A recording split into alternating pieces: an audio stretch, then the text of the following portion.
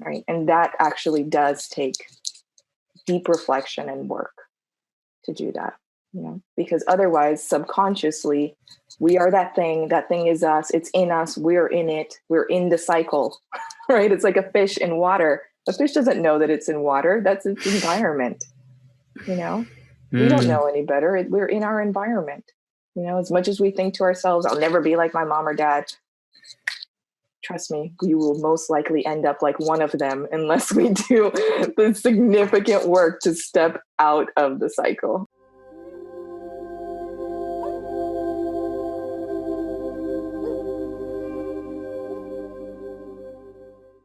This is a perfect way to start the podcast with a little blah, blah, blah. Oriana. Yo. How are you doing, my friend? I'm doing great. We're getting silly out here. This is a great way to let the platform let this day start. That is. Hell yeah. I'm grateful to have you here. And community is always a great way to start a day. Truth. Yeah. Happy to be here with you. Thanks for having me. Oh, it's a pleasure. And it's going to be great. I'm so pumped, but we're just gonna jump right in. Okay. What is your intention for this conversation, for this journey we are about to take on? Yeah, man. Intention. I just want to, this is the intention that I have for most things in my life, where I know like it has power behind it. Like I just want to surrender. Right? Just surrender to the process, surrender to the experience, be present, be in it, be with it, not forever. And I always ask, my prayer for the work that I do in every interaction with people. I just ask, God to use me as an instrument, right?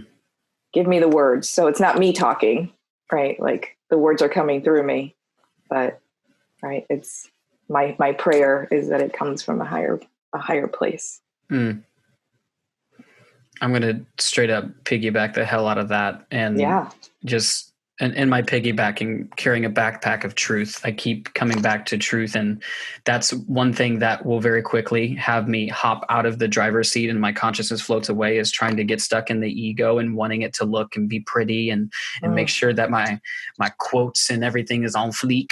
And I would much rather be a vessel, as you said, an instrument for whatever needs to be expressed, and knowing that how it shows up is exactly how it's supposed to show up. Pauses, deep breaths, tears, whatever that is, it's all exactly as it needs to be. Yeah, so true.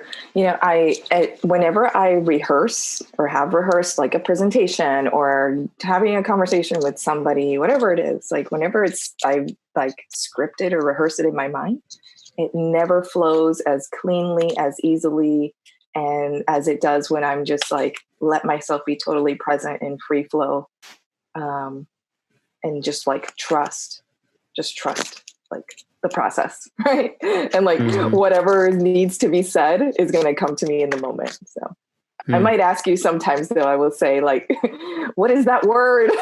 Like the word on the tip of my tongue. I'm sure I'll do the same damn thing and be like, what's that word? Oh, right. It's yes. Like, what? Yes. That's all you got. Yes. And it's perfect because you said trusting the process, which I'm finding that in my journey recently, that simplicity and oftentimes these very simple truths that we hear, we're like, oh yeah, duh. Trust the process. Love yourself. Surrender. It's almost like you've been sucking on cough drops for so long that your tongue has just gone raw and you're like, I'm just done with it. And we can oftentimes like almost like devalue it because we hear it so frequently, but like trusting the process is something that I personally have struggled with my entire life. Hence, you pointing out surrender, to me, the opposite of surrender is not trusting the process. That's so true. Yeah. I didn't like think of that. Yeah. Yeah. And so is life. We're always, or at least for me, I'm predicting and trying to make and force and create an outcome. Yeah. Yeah. Which represents an attachment, right? An attachment to an outcome. So now, like when it doesn't happen, if it doesn't happen, I've just created a reason for myself to be disappointed. Oh, do you think that that's intentional, but like from an unconscious intentional thing? Mm. I think everything is like unconscious and intentional, right? Because like there's no way that we can operate outside of our belief systems.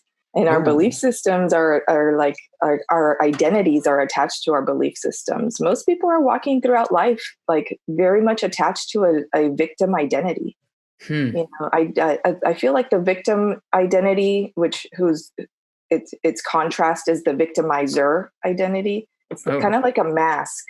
Like we take it on, put it on, and we take it off as is convenient for us, right? But it's totally unconscious. We don't even realize that in whatever moment that we're operating in, we're wearing the victim identity because that's actually serving us in some way. Or it did. Or did, right? So in whatever way, like if I could, when I create a disappointment, when anybody creates a disappointment, typically what we are actually disappointed in is ourselves, but we're projecting that disappointment out onto a situation or onto another person, right? I'm so disappointed in this person or in this outcome or in this situation, but we're truly disappointed in ourselves. You know, the victim identity really keeps us, it gives us the excuse to play small and to like stay safe, basically. You know, it's an attempt to it's a survival attempt. And would you say that kind of points at, like, in a way, an avoidance of responsibility? Because if it's not my fault, air quote, so to speak, it's not my fault, I don't have to do anything about it. Exactly. Yeah. Yeah. Which is the place where most people operate, right? Like everybody wants the most desirable outcome, right? Like they want the best health, the best body, the best career, the best partner and relationship. People don't actually want to do the work to get there. You know, like there's a to the process, right? Rather than finding joy in the process of whatever steps it's going to take, right? To get the best level of health you could be at, the healthiest relationships, the career of your dreams, the business of your dreams. You know, even like education, right? Like sometimes we have so much resistance just towards reading a book or anything that would expand us in some way, right? Because if I don't expand myself, then I can have what feels like a good, a logical, a real reason for why I would make mistakes, why I would do things that hurt people, why I do things that hurt myself, you know, things like that. I can just stay there, you know, that complacency, right? Which is a poison. You know, it's essentially the same as living in untruth. You know, the truth is that we are limitless and we're capable of anything and everything. Sure. The only thing in the way of that is ourselves. You know, the barriers we create for ourselves with our minds. Which, in essence, everything you're pointing at again comes back to, we do have choice in the matter, and it comes down to ultimately taking responsibility. And the opposite of that responsibility is this victimization. It defaces and denotes any kind of having to really step up to the plate and face ourselves. And it all kind of points at what I think it's Stephen Pressfield wrote the book, The War of Art, and how the thing between us and everything that we've ever wanted, our potential, our limitlessness, as you pointed out, is resistance.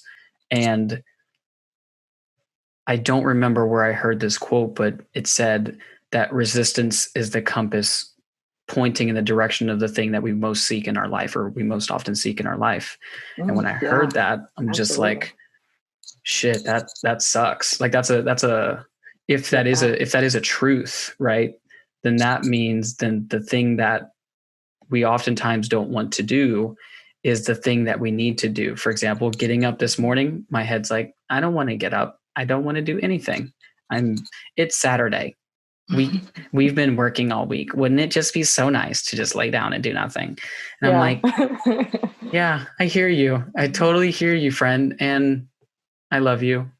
And at some point you had your way, and now it's time to get up anyways. But circling back to this victimization topic,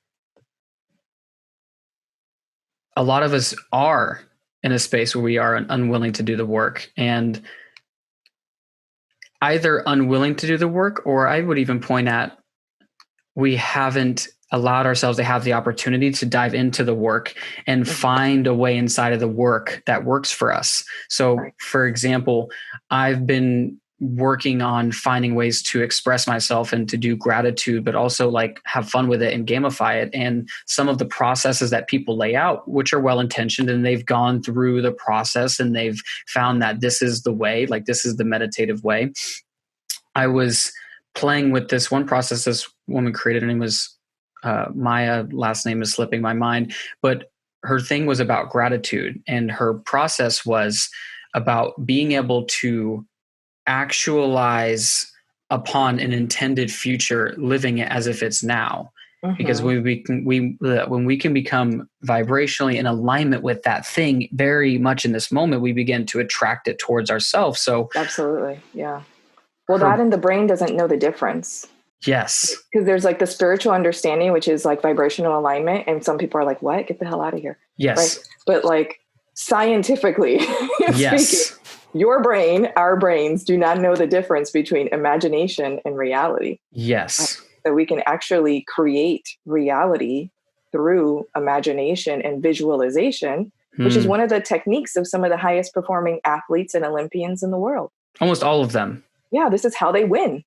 They visualize themselves winning. They visualize themselves standing on the platform, crossing the finish line, all of those things. But we don't typically, get to a place where we visualize ourselves like killing it in a presentation at work. Yeah. Or, like in a truly like loving, fulfilling relationship of our dreams, right? Like instead we'll meet a person and then we need them to become and be the person of our dreams, right? Like we need to shape them and mold them like they're made of Play-Doh. And we need to make them be that thing, right? Rather than just being open to receiving that thing, no matter what package it shows up in. Different thing, right? Because we have the ability to create very powerfully with our minds.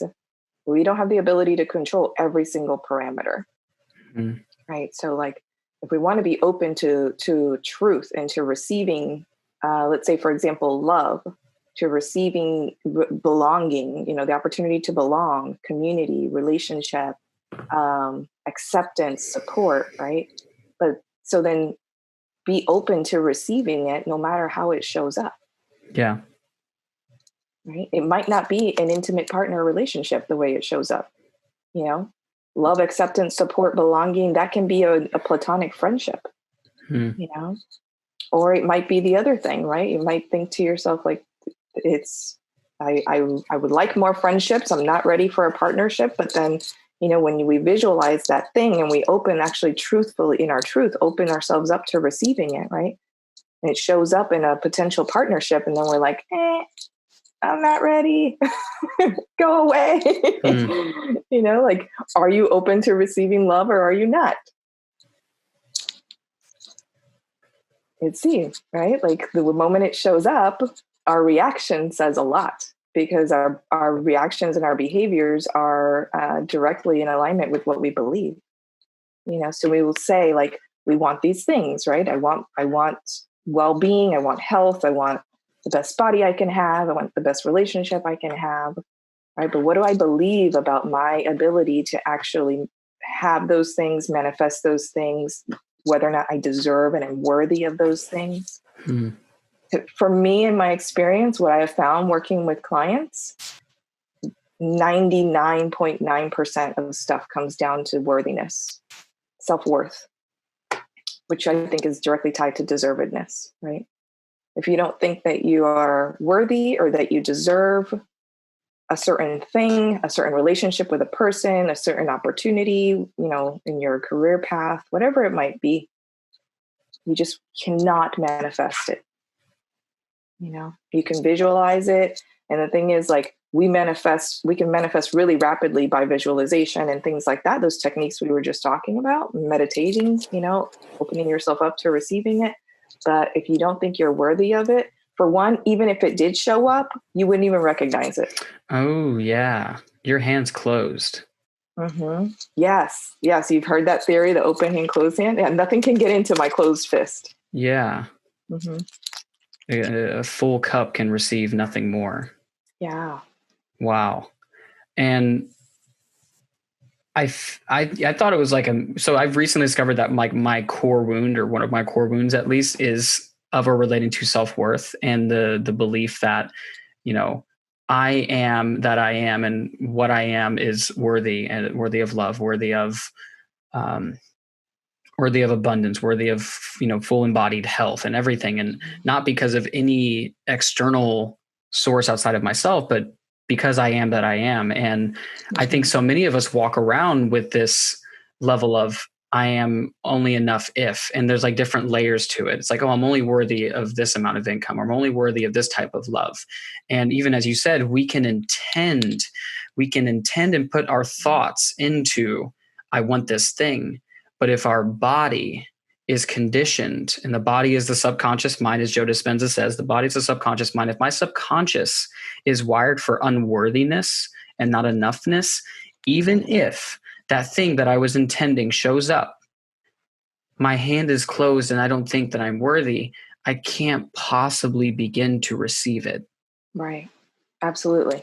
And what that often looks like in reality, because most people don't have consciousness around that they feel unworthy of a thing. Mm-hmm. Right? A lot of people are walking around with unworthiness, but they wouldn't actually articulate, yes, I have this feeling about myself, right? It hasn't come to the surface yet because they don't know what it looks like. But many times what it actually looks like in reality is the belief system that they have to earn. They can only have those things after engaging in so many acts, right? That it's acts, behaviors, doings of things that will earn their way towards relationship and love, earn their way towards financial abundance, earn their way towards, health and well-being. And I am inherently worthy of dignity and respect, abundance, love, etc. You name it. I was inherently worthy the moment I was born. I was born worthy. And there's nothing that can diminish a person's worthiness, whether like acts, doing good or doing bad cannot, like doing good doesn't make you more worthy and doing bad doesn't make you less worthy. Right? Like we are worthy. We were born that way as God's children. So you're worthy if you stand on the platform of I was born worthy. I am worthy of everything that I desire. Right? I am worthy of good and everything that would bring joy and fulfillment into my life. And then from that place, you can visualize and, meditate on and get into vibrational alignment and attract that towards yourself. You will manifest 10 times faster than if you're just doing the visualizations and meditations and the practices. So if you will, right? Like the practices, I guess, is the best way to refer to that group of things that we could do, right? You would manifest so much faster than if you are just doing the practices, but you haven't changed the belief system. I was working with a client recently, and she was continuing to have these experiences where she felt disrespected, particularly by men. So I said, okay, let's track back, like at what different points in your life and different relationships have you been feeling disrespected by men? So she tracked it back to, the most recent situation was like a situation with a male sibling. Then she tracked it back to a relationship with a romantic partner and then her dad. Right. And then feelings of not just being disrespected by her dad, but feelings and observations of her dad disrespecting her mom. Right? So I said, well, what's your belief system about respect and being respected in men? And we did that work to track that back. Right. And she said, basically, her belief system is that respect is something that has to be earned. Right. She has to earn respect from people in order to get it. So if you have to earn respect from people and you don't inherently deserve respect and dignity just from being born, from being a human being walking around on this planet who is alive, right? Then you would behave in a completely different way. You would treat people in completely different ways. You would have a completely different vibrational signal if you think that you have to earn respect from people. and that people have to earn it from you. And which means that you would attract completely different type of people into your life. Right? Like, so she is attracting people into her life, and she's attracting behaviors from the people in her life already that are pushing her to a place where she's trying to earn respect from them, rather than her just being in her knowing that she's worthy of respect because she's here, she's alive, she's present. Right? So if you do have the belief system that you're worthy of dignity and respect, you were born that way, you will attract other people who are in that same range of vibrational alignment. You attract a completely different person. Do you see how that works? It's fascinating at the end of the day, right? She would be attracting a completely different man, and she would be attracting completely different types of interactions, right? From her brother and from her father, once she shows up in this different way. And once they realize that they can't get what they want from her by engaging with her the way that they used to, right? By pushing her around and being disrespectful, that no longer works with her, right? She's no longer going to allow herself to be a victim in that role, right? Because she's telling herself a story that they're disrespecting her because she hasn't earned their respect. But really, she's just living out that victimization energy, so to speak. And she continues to attract that same thing because she hasn't recognized it within herself. So her external reality is merely conforming to her internal experience. As you said, that belief 100%, system, she 100%. Has truly, she has it out that this is something not that I am, but something that I have to become. I was just having this conversation with somebody recently about the distinction between becoming versus remembering, and how becoming is much like looking up at a mountain and saying, one day I will be there, or I will be worthy of that, or I will be good enough, or once I've achieved this thing, then I can be in an intimate relationship, and then I'll be worthy of love. Right. And that's the process of becoming, versus the process of remembering is maybe much like in relating to that conversation of imagination, where it's like, here I am, I'm looking down, and all I'm doing is remembering that I was born exactly enough as I am. And as I look down, I can see all of the different cobwebs and old belief patterns and old gunk that is in the way of allowing the water to flow through naturally as it was designed. And that process of remembering is just saying, you know what, I am worthy, and now I need to deal with what's there, because that's when, what you're pointing at, I begin to attract something different, because you go with you. And as Aman Khan always says, you're always winning the game that you're playing. Oh my gosh, that's so good. So good. So true. There's no way that we can behave out of alignment with what we already believe about ourselves. So if we're having experiences that we don't prefer, if that's what we're manifesting in life, you must look at your belief system. You must. And I always tell people, our behavior leaves clues. Our behaviors are like little breadcrumbs. You know, when people are like, because people often can't explain why they behave the way they do. Right. Like you could ask somebody who does like something so-called wrong, right? Which I don't believe in right and wrong anyway, good and bad, like these dichotomies that we operate in, right? But you can ask somebody, let's say somebody engages in a behavior that's inappropriate. And you're like, why would you do that? Most people can't answer why. Like they have no consciousness around why they did the thing that they just did. They're just like, you can't explain it. And but then most people start to like punish themselves. Right? Because their own guilt and shame over whatever it is that they did, and the projected disappointment of the person, right? I do that. Asking, why'd you do that? Right? I totally do that. I've totally made mistakes, and I make myself wrong totally in my programming. So I get it. Yeah. Yeah. And it's all conditioning and indoctrination. So we get asked, why'd you do that? And you're just like, I don't know. I guess I'm just a fucking asshole. That's not why. And there's the belief. Right. Right. But that's not why you did it. Right. Like, so we have to really like go back, because, you know, if you think about it, like, what does this person really believe about themselves? You know, what do they believe about the situation? Like, you kind of have to peel it apart like an onion. But I love this concept that you're talking about, remembering versus what was the other one? Becoming. Remembering versus becoming, two completely different things, right? And I think remembering is like almost like a new school of thought in the spiritual awakening, I guess, agenda, right? Where people are realizing like you don't become your authentic self. I don't read a bunch of books and get a coach and learn how to become my authentic self. I've always been my authentic fucking self. I've always been her. She's just been inside, right? Like covered with a bunch of conditioning and indoctrination and a bunch of bullshit, right? So it's the process of like remembering my authentic self and reconnecting with my authentic self. And removing excess. The layers, take that apart, right? Like really pick apart the belief systems that are leading me to a place where I am operating as anything other than that.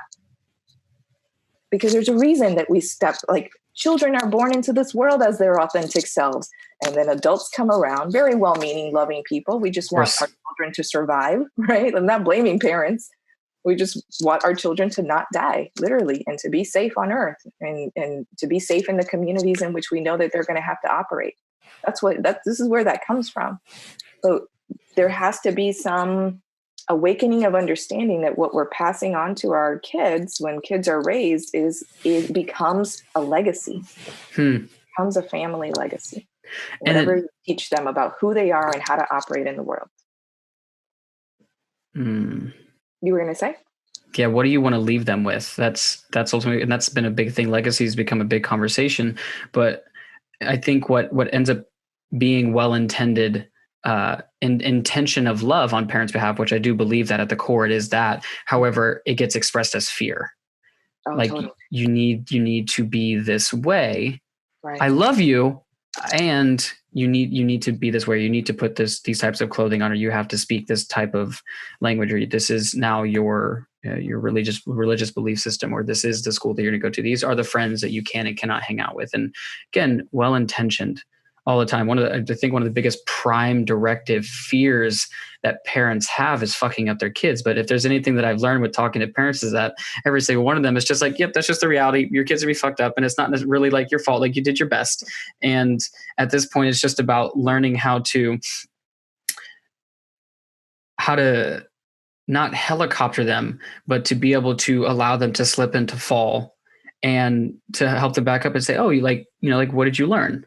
And being able to guide them versus it trying to restrain and confine and push our agenda on them, which usually comes as a product of how their parents raised them. Like, oh, I want to be better than that. So then we do our best as a parent, and then the next generation is kind of the same thing. But I think at some point you have to just acknowledge that no matter what you do, your shit is going to go through kids. Your kids are going to go through some shit. Yeah. And it's not about trying to help them to avoid it at all costs. Matter of fact, that's much like the story of, I believe it was the Buddha, and how his father, they grew up in a very like wealthy family. He was like a king or something like that. And they tell a story about how the king had received this prophecy that his son would become one of two things. He would either become a great leader that would reign over the lands and lead the people towards great success, or he would become a great spiritual teacher that would awaken the world, or something to that extent. And because his father did not want him to go the second path, the path of this, spiritual awakening, he gave his son everything that he could ever want. The women, the money, the riches, everything he could ever want. And he removed every bit of suffering. He tried to get every obstacle out of the way. But one day he's walking through the city and he sees a poor person. And then another day he sees somebody dies. I know someone will know the story better than I did, but ultimately the Buddha comes to realize that it wasn't all sunshines and rainbows. And he goes and he leaves everything that he's known. It's kind of like the hero's journey. But you see that in his journey that his father was well-intentioned in a way, but at the same time, there is a point where you just have to let the experience be the experience and not try to predict and control an outcome, anxiety, fear. Mm-hmm. That's what's usually driving it, and just say, you're going to slip, you're going to fall. And love says, I'm always going to be there to pick you back up. Yeah. Yeah, gosh. I mean, if that were the predominant type of parenting in the world, right? Or even just the parenting that has the understanding that I'm not always going to be the best person to support what your needs, or your struggle. That would take a lot of pressure off of parents. Mm-hmm. Yeah. I had somebody say to me the other day, I was in a suffering place, honestly. And she goes, she's a very straight talker, and she goes, well, do you trust God? And I was like, yeah. And she goes, well, you can't just trust God when things are going well. You have to also trust God when things are going tough. You have to have faith that you're going to get through that thing, that if you trusted him when things were going well and it went well, that that you can trust when things are hard. Can you imagine that from a parenting perspective? And I acknowledge I'm speaking as a non-parent, but I have played a big role in raising a child before. That what would parenting look like if parents just like came from a place of trusting that like my child, I trust that my child is going to figure this out. I trust that that I did my best with my child, especially with adult children, right? Which is my experience now with my parents, right? Where my parents are in some ways are still trying to parent me, or have tried to parent me, and I'm in my 30s, and I've had to say, like, you're at some point you're just going to have to trust your parenting, right?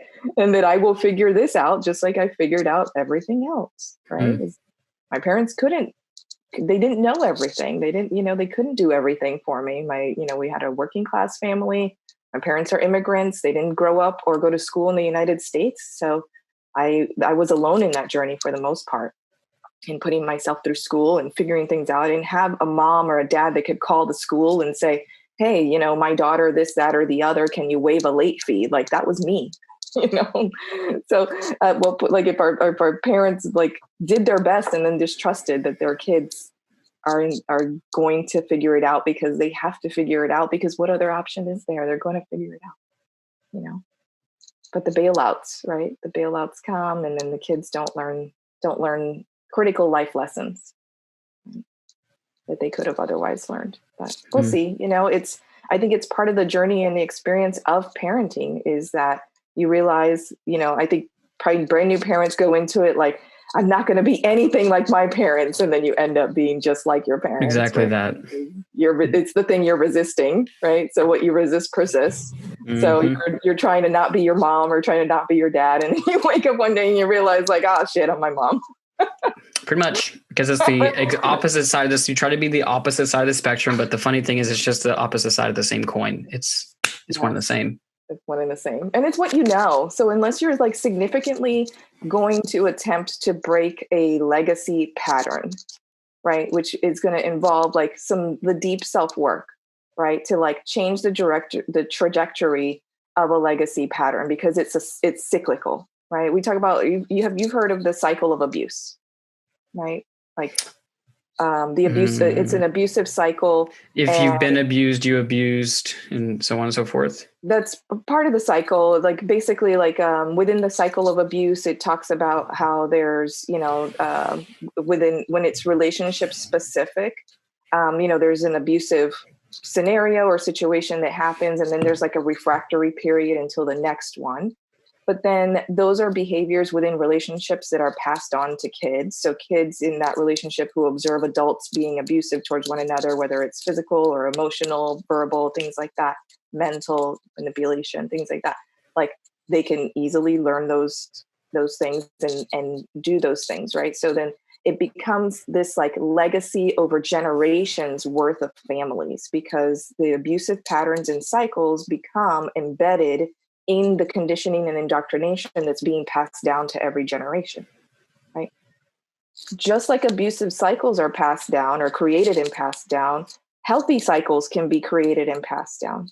But you have to, if you have a generational legacy of abusive cycles in your family history, like somebody has to break that cycle. Someone must step up and be the person that says this is no longer going to be acceptable in our family, right? Whether that is directly communicated or not communicated to the family, right? Depending on where the family is and its ability to do healing work together, there must at least be one person that says, I'm going to step out of the abusive cycle and stop the cycle for my descendants of this family, right? For my descendancy, right? So that would be like whatever, if you come from a family and you're one of many siblings, right? Like you could actually see, okay, everybody in my family tree has been in abusive relationships, right? Like I can actually see that in my family going back like multiple generations. So I had a healer tell me like, you're the person who was chosen to break the cycle of abuse in your family history and legacy, right? And which I actually was something that I had felt for a long time. I just didn't understand it.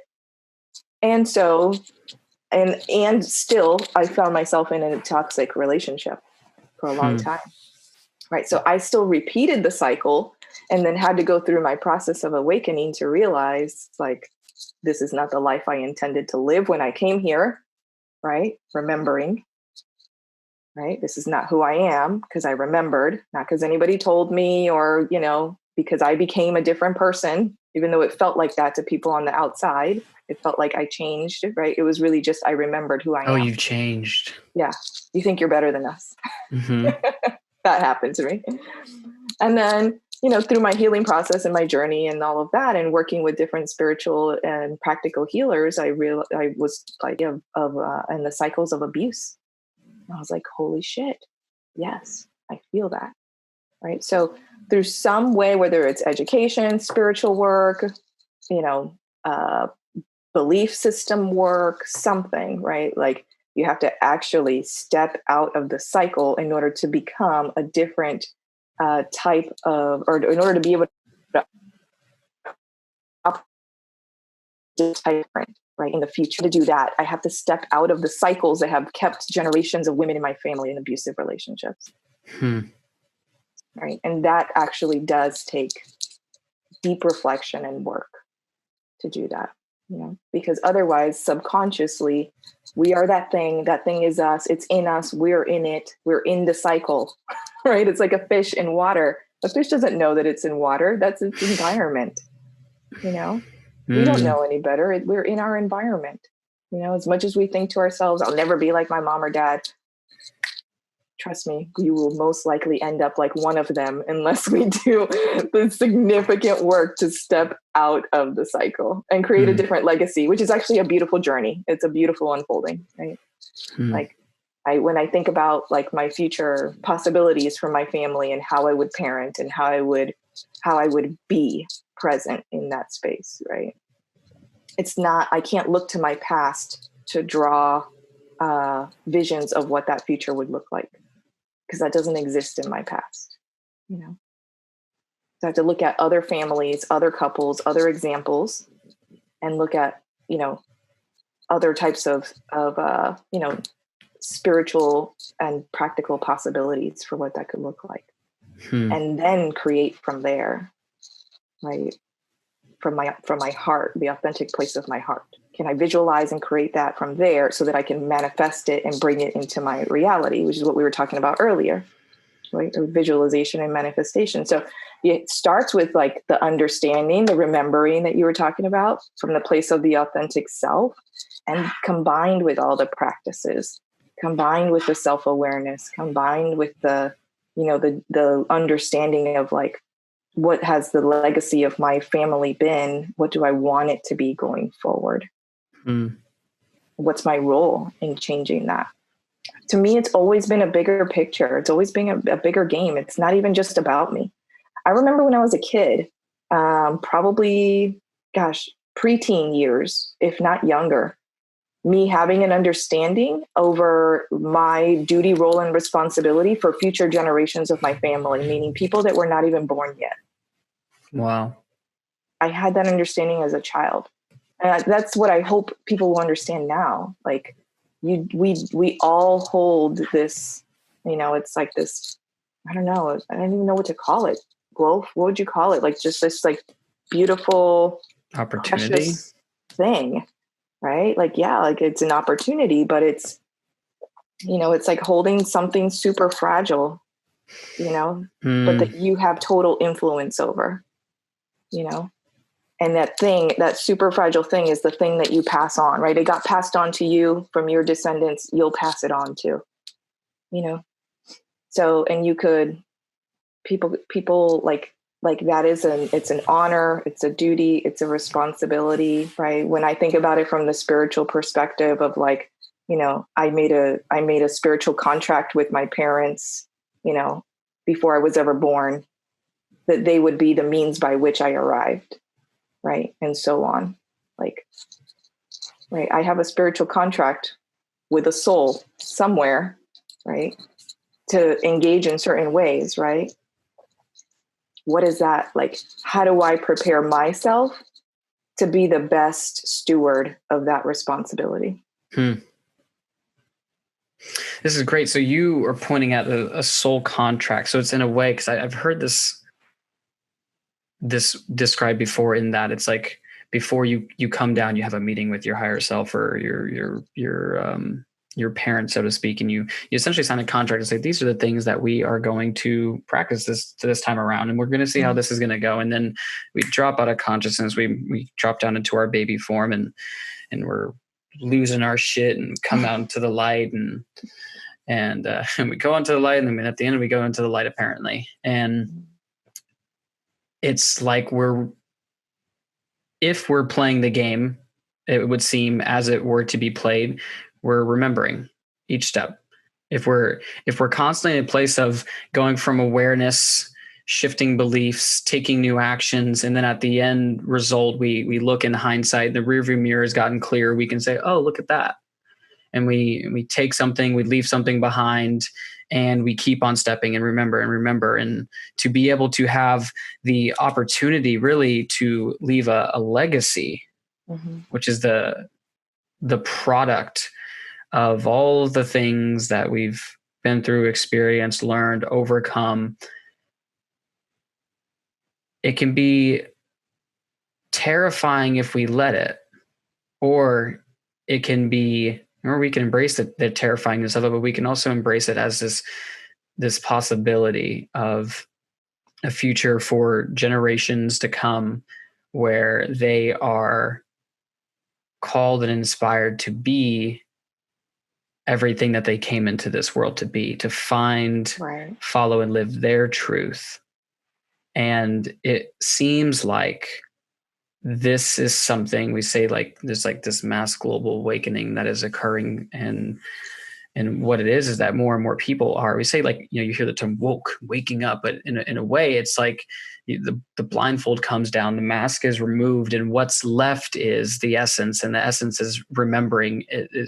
We are remembering the essence, so the essence can express itself and begin to dance as it was designed to dance in the very beginning, versus shoulders back, chest up, having to really formalize and indoctrinate these ideas. But we talked about this a little bit before we got on, where I was like, we have to hit record. This is getting way too deep. Like, this should be inside of the podcast. So we had mentioned that the idea of a midlife crisis happening earlier, and the weirdness of how, like, I mentioned that study this woman did. She was a nurse, and she was with people with an elderly community. She was working and nursing them, and as they were kind of heading off into the next evolution, and as they were transmitting and transmuting through, and at the end of their lives, she asked them, like, what were your biggest regrets? And the top 5 regrets, the number one of the top 5 of the regrets was that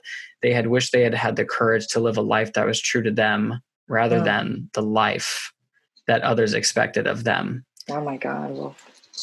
And you pointed out the idea that in a way it's like generationally, that generation only got that realization at the end of their life. Yeah.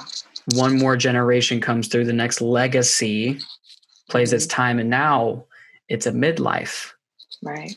But you said something that was really brilliant, and that was that now people in their 20s and 30s might be having their midlife, end of life crisis. Yeah. Yeah. Mostly because of traumatic life events, that I think that too, but also because the raising of mass global consciousness, right? And the opportunity to actually have that awakening and that understanding is now like permeating communities and individuals at much younger ages. Again, this is the impact of legacy, right? Because there were spiritual healers and other people who were so-called woke in generations before us, right? That nurtured that in the next generation. That was their legacy, right? Like, I hope that my grandchildren one day talk about their grandmother being a healer and supporting people in their awakening, right? I hope that for you too, right? But I can see now, like, if I want my grandchildren to be in that space where they're spiritually awakened individuals, and also there is like they can see and trace back the legacy of that in their family history. Like, I have to create that now while I'm still young. I have to do that now, not when I'm dying and I'm in, in my later stages of life. That's here now today, because that's the calling, that's the purpose that I'm being called on a higher, called to acknowledge, called to be in, called to have purpose in here and now at this point in time in my life. But yeah, I absolutely think people are being called to awaken much earlier in life. And I'll tell people, like, for me, I had a traumatic medical experience when I was about 33. I had a medical malpractice and I almost died. That was, up to that point in time, the most traumatic event that had ever happened to me in my life. And, in when I think about it in hindsight now, this is about 7 years out, as traumatic as that was, I still find myself going through periods where I'm processing it, right? And processing the emotions associated with it. Yeah. But as traumatic as that was, I do have some gratitude for the fact that that woke me up. I have, at the same time, I have gratitude for the experience, because that's what it took, right? Like, it took me almost dying to wake up. So, like, I'll tell people, like, you don't have to almost die to wake up. It's an option, right? Like, good luck getting that close to the edge and not falling over, because you can't plan that, right? You can't get that close to the edge on purpose and know for certain that you're not going to fall over, right? Like, for most people, like, we just got lucky, like, I just got lucky. I had some great doctors and other people, right, that supported me in my return and well-being and things like that, in my recovery. But, you don't have to almost die to wake up. You don't have to have a severely traumatic experience. You don't have to have a complete, total, mental or emotional breakdown or heartbreak, to wake up. Like, waking up and deciding to pursue your purpose, or even just to acknowledge that you have a purpose and that you would like to know what it is, that just takes a decision that you could do from the comfort of your own home in your pajamas. During a mass pandemic, when you have nothing better to do than to spend a little bit of time with yourself and maybe do a little bit of work. Yes. Like, right now would be a perfect time for mass global consciousness to expand, right? Because most people are in the safety and well-being of their own homes, right? Most people, we understand that there is an extraordinary amount of suffering in the global mass consciousness also, right? Of course. And I think for most people like us, like, we can actually even, like, physically and emotionally feel that hurt and that pain. But for the vast majority of people who are in their homes, relatively safe, right? Assuming, some sense of safety at home, they're not at home with an abuser, right? So they're not in survival mode, right? For those of us who are not in survival mode at this point in time, this experience should be kicking up your dust. If you're in, people in quarantine as couples and as families, like, this shit should be kicking up your dust. Yes. And if it's not kicking up your dust, that's a bigger concern than if it is kicking up your dust. right? And this is a great opportunity to take a moment and take some time to really look at what's in those dust particles, right? Why am I being triggered? Where is this trigger coming from? Why do I keep manifesting this experience over and over again, right? Such as being disrespected by people, right? For me growing up, it was being treated like I was invisible. That was the experience I kept manifesting over and over again. I had to really look at what's in my belief system for me to continue to manifest this particular experience that I don't prefer, right? And what I found when I followed the breadcrumbs, right? What I found was that I had a belief system that other people's wants and needs were more important than mine. All of a sudden, those experiences make sense, right? If I believe other people's wants and needs are more important than mine, then it would make sense that when I'm trying to fulfill one of my wants and needs, somebody would come and treat me like I'm invisible, move me out of the way, and meet their own want and need instead of me having the opportunity to do that. And that I would just sit there and project my anger at myself on them. See how that works? Right? So it's a fascinating, I think it's a really exciting time to be alive. It's a fascinating opportunity to really look at like what is inside. It's less important how it got there, even though like finding, the trails back to like, oh, where did this come from? That's interesting, right? If for people who are maybe like more like further along in their evolution, and they have the time and energy, or they have the support system to really kind of follow the breadcrumbs back to like, oh, that came from my mom or my dad, my grandfather, my grandmother, or a teacher or another person growing up. Mm-hmm. But it really doesn't matter where it came from. If the thing is alive in you and it's no longer serving you, it's time to address it, even if it's painful. But most people we resist addressing it. And I've done this too, and I will still do this because this is human nature. We all have our flavors of doing it in different areas.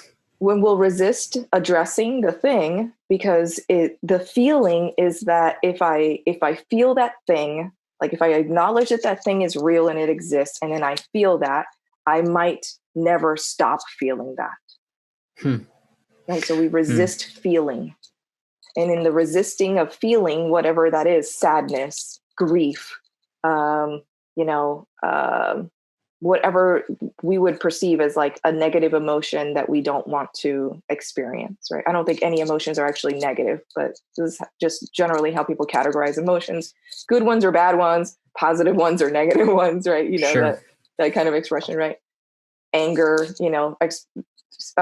typically like expressions of emotions that we have been indoctrinated and conditioned to believe are not good, and that we should not feel, right? Not right for some reason, right? Exactly. So we resist feeling those things. And in the resistance of feeling that thing, you get yourself stuck in feeling the thing. Mm-hmm. So we actually end up manifesting. It clots up. Yes. And we manifest exactly that which we're trying so desperately to avoid. Hence, trying to be the opposite of your parents. Yes, exactly. We end up driving the car there and putting it in park. I'm just going to stay here in this place where I'm resisting my grief. Right. So we were also talking about, people withdrawing and isolating during this time frame. Mm-hmm. And I think that that's a lot of where that comes from, and I saw that in some of my clients, and I experienced some of that myself too, where it was like, at whatever point in time, just like this wave of like devastating grief over the situation that we're in and the suffering in the world hit me. Right. And then my initial reaction to it is that I started judging it. And I resisted even calling it grief. But then I started like thinking to myself, what the hell is wrong with me? Right. Instead of just like acknowledging like, oh, I'm experiencing grief. Let me just like be with that, and in whatever way that wants to show up in my body, in my world right now, like in my expression, right? What pathway does grief need to leave my body? Let me open that up, right? Like, no, I didn't do that at first. What I first did was like, what the fuck is this? Weird thing that I'm feeling. So foreign. Yes. And I was like, I don't like this. I don't want to feel this. What the fuck? It's like a stranger walking into your house, just like eating food. And you're like, how the hell how did you get in here? Why? That's my favorite bag of chips. Yes. The hell is wrong with you? Yes.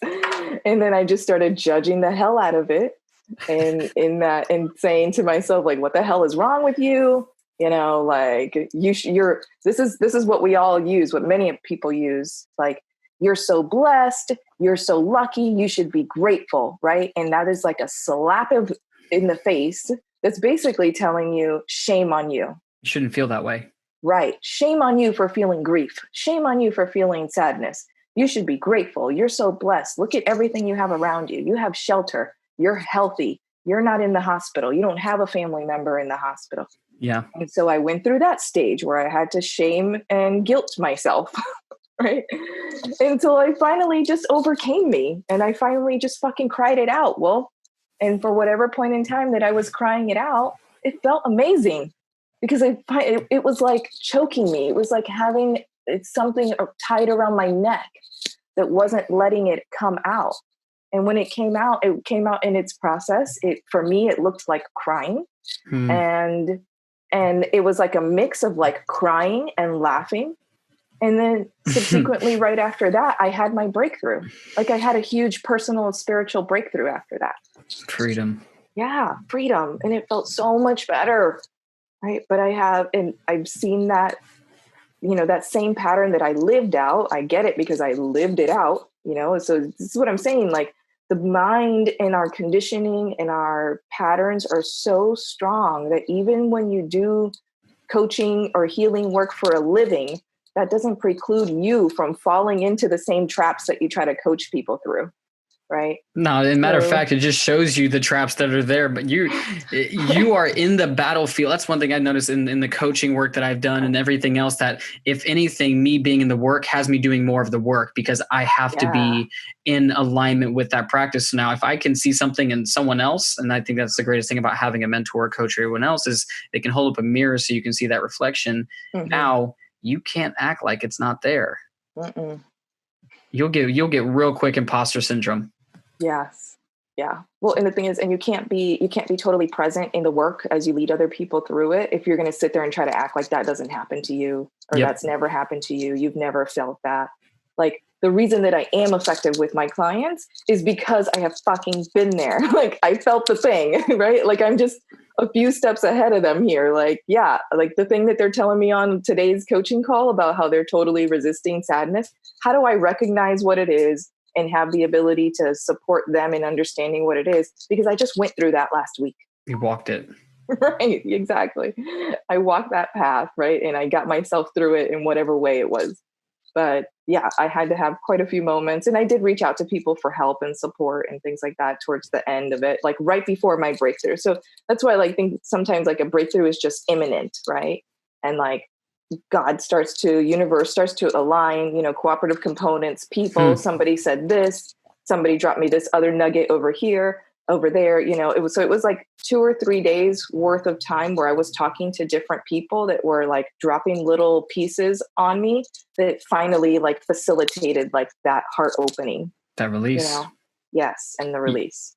And you said something that was really great about basically we have a choice. We can make personal transformation. This is something I picked up from Joe Dispenza, is we can make personal transformation in a state of joy and happiness, or we can do it in a state of suffering and pain.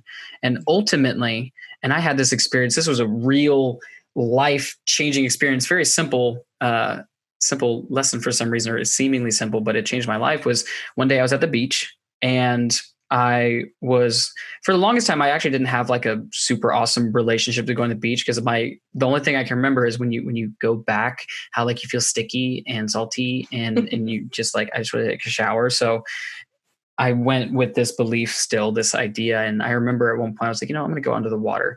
So I went onto the water, and as I was trying to go deeper and deeper, I found myself like coming up against these waves, and they were smacking against me. And then at one point I saw the wave coming, and right as it came, I like almost fell into a fetal position, but also rolled at the same time. And I danced through the wave. And I did it a couple more times. And then I just came up and I just took this massive inhale, and I had this revelation to life that sometimes the waves that we're experiencing in life are happiness. Sometimes they're despair. Sometimes they're sadness. Sometimes they're content. But whatever the waves are the waves. And we can either come up against and smack and resist and fight and push, or we can surrender and dance with them, because this too will pass. So true. And so true. To give ourselves the space to experience them, you pointed out so brilliantly, is that there is no bad, good, right, wrong emotions. They just are. They are what they are. And this is like that dichotomy that I think that we get lost in. It's like, and I really want to be mindful with what I'm saying here, because I don't understand it full to the depth. But when you think about the story of Adam and Eve and how they ate of the knowledge of good and evil, so that this is basically like, this is the greatest sin. But sometimes almost from that, I want to deduce that in eating that apple and in gaining the knowledge of good and evil, what we inherently do is we create separation. And 100%. Yeah. We make the bad, and we should avoid bad, this hedonistic pleasure, euphoria seeking mentality. Avoid pain and seek pleasure. Or we can inherently see that they're all a part of the same spectrum, that me trying to avoid my dad, being like my dad, is inherently going to be the exact same thing on the other side, that me trying to avoid pain is ultimately going to lead to me experiencing pain somewhere else. Or I can just acknowledge that it is, and it's okay that it is. And when the wave comes, I don't need to brace for impact. I can just roll with the punches, dance with it, learn to love it, because it's in that experience that we begin to remember our wholeness. And part of our wholeness as a human being is just like a wave. It has peaks and it has troughs, and it goes up and it goes down. Yeah, I love the analogy of the wave, because, just like the experience of being in the ocean with the waves, right? Same as with our emotions, like if you fight the waves, you're more likely to drown, right? If you fight feeling the emotions, if you fight feeling, if you tell yourself you're wrong for having the thoughts, if you identify with the thoughts instead, you believe that they're who you are, right? Like essentially, if you fight, you're more likely that represents resistance, right? You are more likely to get stuck. You are more likely to drown, right?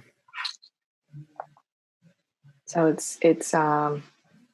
there's so many parallels to life in nature. Yeah, it's actually really beautiful. This is so perfect, because that was an awesome story. This is so perfect, because I just had this flash in my brain, and I was like, wow, like this is such a great way to button everything up, because at the end of the day, making a choice to see the wave, experience the wave, and let it go, that is fulfilling upon your original intention, which is surrender. Oh, yeah. Oh, I love that. There we are, full circle. Yay! Couldn't have played out any better if we had planned it. No, absolutely not, which is why this is just like a perfect way to bring it to, which is started off with intention of surrender and, just really allowing that experience to be the experience. And we've gone through a journey, the spectrum of life, and the good and bad, and the illusion of the dichotomy, and the sharing of the personal journeys and struggle, and how inherently it is in the looking in that rearview mirror that we begin to see that, oh, these are all those breadcrumbs. These are all those things that are reminding us to remember our wholeness, our descendants out of consciousness. This is that journey, and that we can leave a legacy, leave something to the next generation that inspires them. My hope is that they find, follow, and live their truth. And absolutely, we all find that love within ourselves a little bit more. So I want to ask you, what is one thing, bringing it to a pragmatic level? We've talked about a lot of things, but how do we pragmatically begin to live this life, this this life of truth, of love, of remembering, of surrendering to the process, and maybe even finding a little bit of joy in that process too. Yeah. One practical thing that people could do. Yeah. What's something that we can really take from this and put into our lives? Yeah. I really I love the practice of meditation, but a lot of people resist meditation, and what I say is it's not if calling it that is going to cause you resistance, then don't call it that. Right. If the idea of sitting on a pillow and closing your eyes for a few moments, if that's the thing that causes resistance, don't call it that. But spend time in solitude. Spend time with just you. It doesn't matter what you're actually doing in the moment, right? For some of us who've been meditating, then, meditate more. See if you could do that for 1 more minute, 5 more minutes, or a second time during the day for 5 minutes, right? But if you're brand new, just try spending time in solitude, just in quiet solitude with you, right? Here's what I can tell you about the experience is that in that moment of quiet solitude, you're more likely to, when you give that gift to yourself, you're more likely to find somebody that you like than you are to find somebody that you dislike. Just give yourself the gift, and see who shows up. That's all. Super simple, right? I'd love to add to this, because my journey of meditation has been every single bit of a shit show.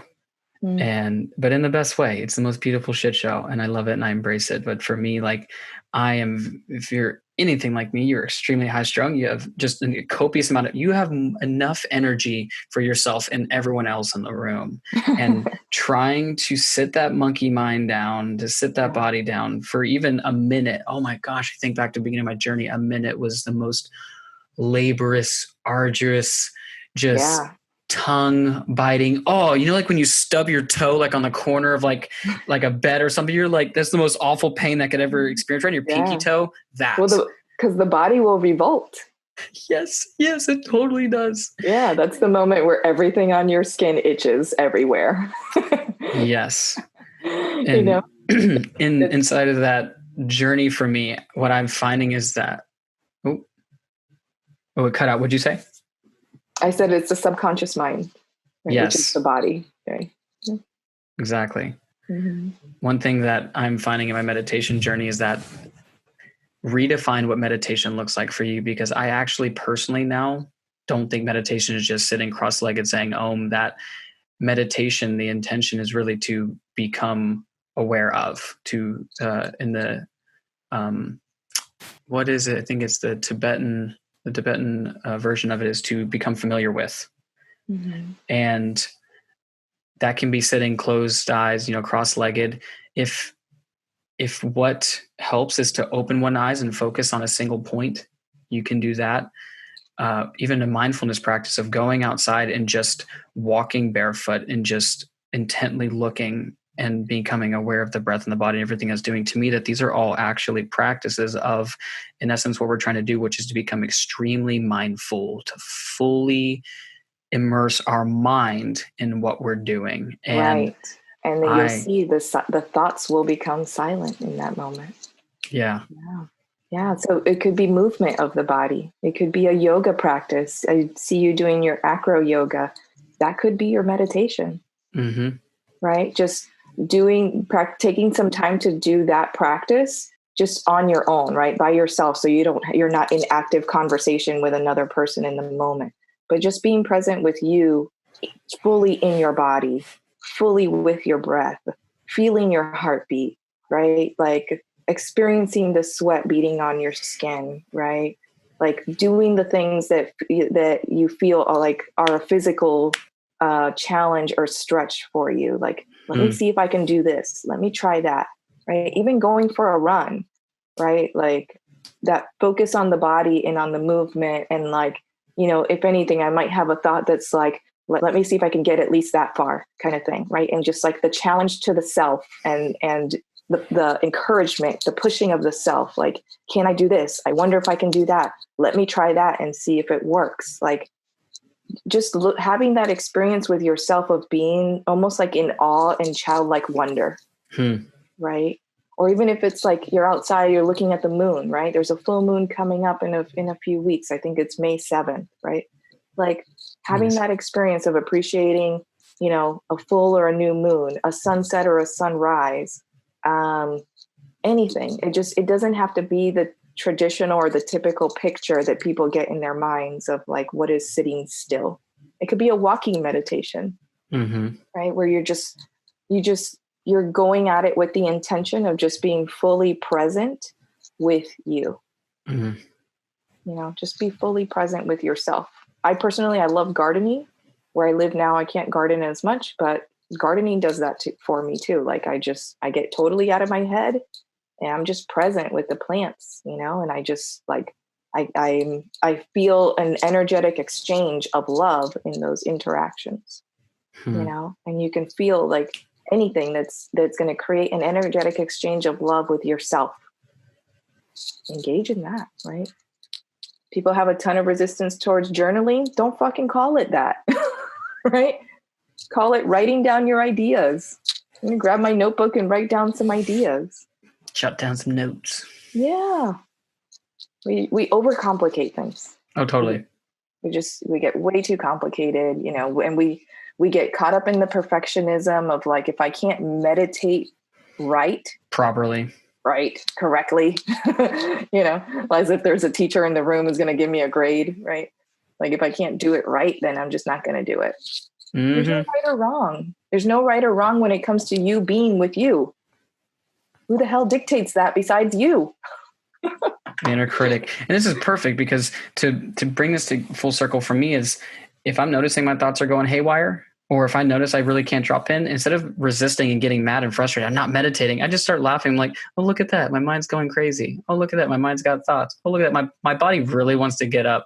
Oh, okay. And I just play. I play with what it's kind of energetically giving me. And that in and of itself, just the acknowledgement of the resistance allows the resistance to begin to dissipate. Right.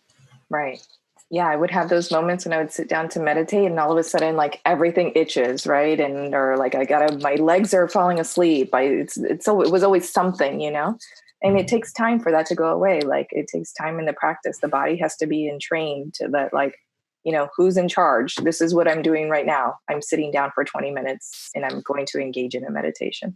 But you don't, you know, most people will give up before they get to the point in time where they are, you know, have trained their own self to engage in a practice fully, you know, and push through all of the personal barriers that pop up, the resistance that pops up, right? Like, it's okay if it pops up, just acknowledge it. Like, yep, my whole face itches right now. I'm just going to let that happen, right? Like, right? Like if it itches, scratch, right? And then move on. It's not that big of a deal. Yeah. Perfect. Just let it be fun. Let it be fun. Yeah. I love your suggestion of just like laughing about it. I play. That's it. And really bringing it all full circle. So your idea of meditation, find your meditation, find that thing that works for you. When you observe the resistance, because guess what? It is going to happen. Bring playfulness, bring nothing, bring whatever helps you to just acknowledge it and let it go. And playfulness is much better than judgment. That's for sure. It feels different too. Yeah. Brilliant. Yeah. And awesome talk. Oh, it's been so great. And for people who are wanting to connect with you, what is the way to do this? Holla at your girl. My name is Oriana Guevara, and you can find me on social media as Coach Oriana. So my handle pretty much on every platform is at Coach Oriana. So you'll find me there. And my thing is relationships, self-leadership, personal performance. Those are my areas of healing and expertise. And those are the areas where I've done my work. I continue to do my work. And those are the areas where I love to support people. So Brilliant. If you'd like to visit me on social media at Coach Oriana, or my website is coachoriana.com. And all that'll be in the notes, y'all. So, check it. You want to check her out. She's a great, beautiful, awesome, amazing, just brilliant person. I'm so grateful to have you in my life. Thank you. I'm grateful to have you in my life as well. Yeah, it's been very, very nice to get to know you better over the last couple of months. And I feel your supportive presence in my life, and I appreciate it. So thank you. Yeah, absolutely. And for those of you listening, you made it this far. As always, thank you. Grateful as hell for you. And whatever you do, do something for yourself. And as always, find, follow, and live your truth. And continue to follow the wolf within you.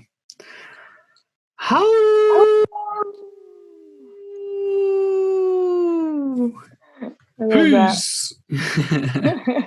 Thank you so much for listening in. If you got value out of this message, we would love it if you subscribed and shared it with your tribe so we can continue to share this message and this medicine with people all over the world. Much love and peace be with you.